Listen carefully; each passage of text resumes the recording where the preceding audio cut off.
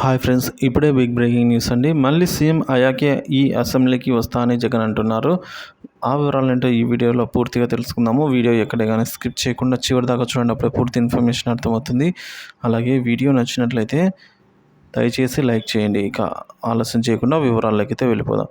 ఏపీలో రాజకీయాలు వేడెక్కాయండి.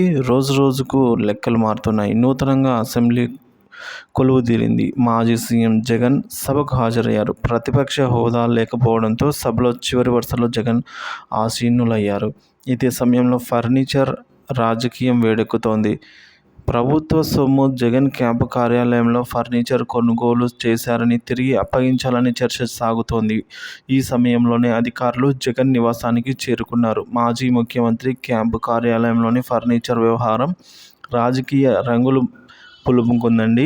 జగన్ ప్రభుత్వం సొమ్ముతో సీఎం క్యాంపు కార్యాలయం కోసం ఫర్నిచర్ కొనుగోలు చేశారని, అయితే ప్రభుత్వం మారినప్పటికీ ఇంకా వాటిని తిరిగి అప్పగించలేదు అని టీడీపీ శ్రేణులు ఆరోపిస్తూ ఉన్నాయి. అయితే ఫర్నిచర్ను ప్రభుత్వానికి సరెండర్ చేసేందుకు లేఖ రాశామని, విలువ కట్టి చెప్తే ధర చెల్లించేందుకు సిద్ధంగా ఉన్నామంటూ వైసీపీ నేతలు కూడా ధీటుగా స్పందించారు.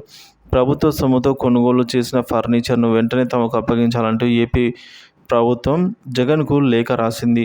ఏపీ ప్రభుత్వం నుంచి సాధారణ పరిపాలనా శాఖ జీఏడీ అధికారులు ఈ లేఖ రాశారు. అలాగే జగన్ హయాంలో సీఎంఓలో పనిచేసిన సెక్రటరీలు కూడా లేఖలు పంపినట్లు సమాచారం. ఫర్నిచర్, కంప్యూటర్లు, ఇతరత్ర సామాగ్రిని వెనక్కి పంపాలని లేఖలో పేర్కొన్నారు. ఫలితాలు వచ్చిన 15 రోజుల్లోగా వాటిని సరెండర్ చేయాలని అధికారులు చెబుతూ ఉన్నారు.